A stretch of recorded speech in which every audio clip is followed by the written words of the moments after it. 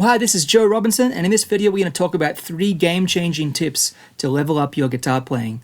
I've taught a lot of students over the years, and these are 3 areas that I think a lot of people neglect and maybe forget to focus on, and I think there's a lot of low-hanging fruit here. So there's some easy, simple changes you can make that'll make a big difference in your playing. So that's what we're going to cover today. I hope you enjoy the video. Let's jump right into it. So the first tip I have is to organize your repertoire. Now, your repertoire is just a fancy word for the list of songs that you know. I'd suggest just taking a piece of paper and listing all the songs you can play. There's a lot of players who will say to me, Joe, I'll go to play somewhere, whether it's at a party or a gathering or wherever, and someone will hand me a guitar and say, play us a song, and I won't know what tune to play. And that's a very common scenario that I hear from a lot of people. So I think a way to get around that and get beyond that is to just become organized with the songs that you know. I like to categorize them, so you might have a list of original songs, a list of cover songs. You might organize them by their tempo, so you have kind of fast songs in one column, you have slow songs in another column, you have maybe like your funky songs or your swing songs in different columns. And it's nice to look at the songs you know and think, oh, well, I could probably use another one of these type of tunes, or I have a lot of these, but not a lot of those. And you can just be a little more intentional about the songs that you're learning and working on. And you can also maintain your repertoire in a much easier way, because you can see all the songs there, and you can identify a song that maybe needs to be practiced a little.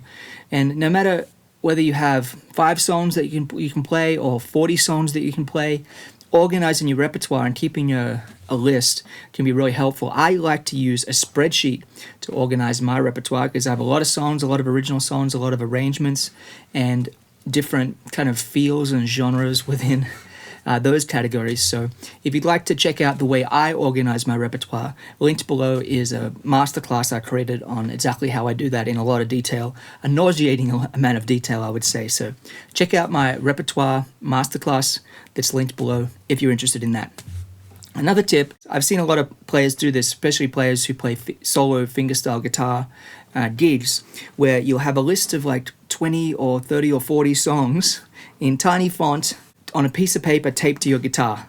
And that's a really nice way to be playing a tune and to look down at your list here and think, oh, I might play that one next. Kind of takes the pressure off you having to remember all the songs you know, and you don't have to have a set list gaff taped to the floor or the stage.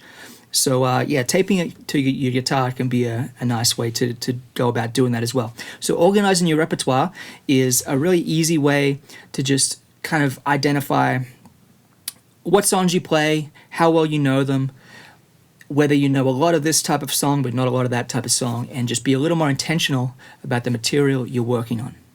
My second tip is to work on timing. Now, timing is my biggest weakness as a player. It's something that I work on the most. And you might be rolling your eyes thinking, oh yeah, I know I got to work on my timing, Joe. Practice with a metronome. Everyone says to do this. But I'm going to just give you a little bit more context as to how I would suggest working on your timing. I think it's the toughest thing to master, but it's worth spending the most amount of energy on. I heard someone say once that if a player thinks that they have good time, you can almost guarantee that they don't. And if a player thinks that their time needs a little work, and a player can hear all the inconsistencies of the timing when they play, then they probably have pretty good time. So I'd encourage you to really work towards getting to a place where you can play and you can be very aware of the issues with your groove and the issues with your timing. And that involves practicing in a deliberate and focused way, listening to the subdivisions, listening to the groove.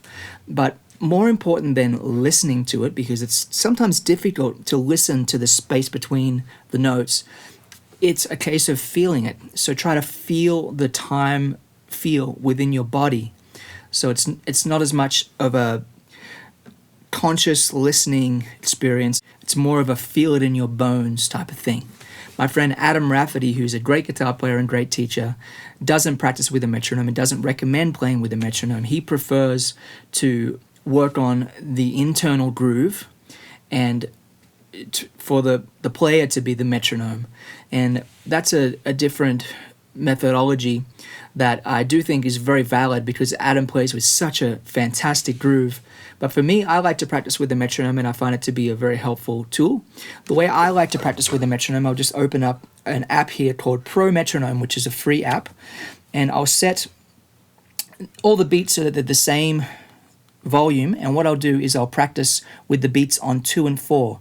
So I'll count 1, and then I'll hit the play button on 2, and then I'll count 3, and then the click will happen on 4. So 1, 2, 3, 4. 1, 2, 3, 4. 1, 2, 3, 4. Now, our metronome is kind of like the snare drum. Bap, bap. And we can be forced to come up with the 1 and 3 ourselves. So there's bigger gaps to fall into than if we were playing along with the metronome 1, 2, 3, 4, which kind of takes a lot of the guesswork out of it for you. But this is a way to really work on your internal metronome such that you have a better internal groove, internal clock, and it makes you more aware of your timing. Timing is very difficult for everybody. Timing is the key to building technique, because to build technique you need to slow things down a lot so that they can become can train your muscle memory. And to slow things down, having a metronome and being able to play at a slower tempo with even and good time feel is really important. So timing is kind of the backbone of all music, and as guitar players we get a little lazy sometimes and don't work in our timing. One thing that's really helped me working on my timing is actually playing drums and studying drum rudiments, using a practice pad, using a pair of sticks. I have a couple of books on stick technique that I will play along with, using my metronome, playing some rudiments, trying to get my bounce to be really nice on the pad. It helps exercise the timing muscle with the guitar in the stand, which is always a nice way to do it, because I spend a lot of time playing the guitar. It's nice to do something different that still improves that sense of time. If you're enjoying this video, I think you'll really enjoy my guitar courses, which are available at invisibletechnique.com. Just use the link below this video to check those out if you're interested. I've had a lot of really positive feedback on those courses over the years. Invisibletechnique.com. Check out my beginner fingerstyle course if you're a fingerstyle player, and check out my daily exercises course if you're an electric player wanting to level up your technique and get a good foundation. If you're beyond the level of a beginner, then check out my intermediate or advanced fingerstyle courses. But all those courses are at invisibletechnique.com. Check them out if you're interested. My third tip is to work on your dynamics. Now, dynamics, in my view, are such an important and underrated part of playing the guitar. No matter whether you're playing fingerstyle guitar or whether you're playing electric guitar, getting every note to be the perfect volume and the perfect intensity is really worth spending your time and energy focusing on. So when I am playing, I'm really focused on the sound. I'm focused on getting every melody note to speak just the way I want it to. I'm not focused on which fret my finger should be at. My muscle memory takes care of all the playing, but I'm really focused on getting every note to be expressed in just the right way. And practicing dynamics is really, really valuable and really, really useful, and it doesn't take long before you start to have quite a bit of command over your dynamics and awareness. So what I would suggest is practice playing your songs at the loudest volume you can while still staying relaxed. So you want your left hand to play with perfect relaxed technique, and your right hand, whether you're playing with a pick or fingerstyle, to play as loudly as you can stand.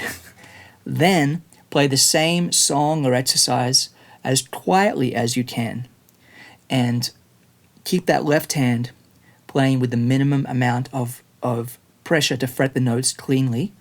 But you want the right hand to be able to play loud, soft, and everywhere in between. Practicing dynamics like this is a really great way to improve the expression with which you can play on the guitar. If you want some great examples of people who play with wonderful dynamics on an electric guitar, Jeff Beck is a great example. On an acoustic guitar, listen to the way I play. I think it's probably my greatest strength as a player. Timing is probably my greatest weakness, and my sensitivity to dynamics and touch is one of my strengths. When I'm coaching students, typically dynamics are one of the most important things that I'm suggesting people work on, because I don't see anyone else really talking about how to practice dynamics, and I think it's really the quality that makes players really listenable and really musical. So there we have it, 3 game-changing tips for leveling up your guitar playing. I hope you liked this video. Let me know in the comments if you did, and if you have any questions, of course. Don't forget to check out my freebies at invisibletechnique.com. Check out my guitar courses, and I'll see you in the next video. Thanks very much for watching.